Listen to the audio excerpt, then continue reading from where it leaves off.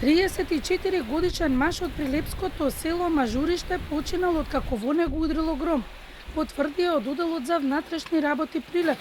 Од УХМР со апел граѓаните да ги следат временските прогнози и да избегнуваат движење на отворено, кога се најавуваат невремиња со грмотевици. Луѓето треба да избегнуваат да носат метални предмети и мобилни телефони. Не треба да се стои во близина на струјни водови бандери, далноводи и столбови од жичара, објаснуваат од УХМР.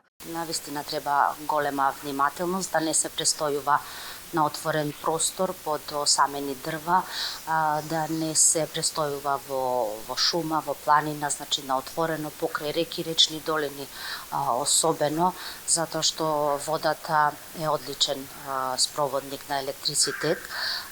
Исто така голема внимателност за планинарите, сточарите кои што се на отворено, да не се во близина на запрежни коли, значи на слични такви уреди и секако да се засолнат во затворен простор.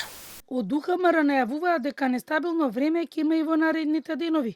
Стабилизација ќе има од вторник. Ќе имаме и поинтензивни процеси во форма на невреме со пообилен пороен дожд, силни и чести електрични празнења, силен ветер и изолирана појава на град.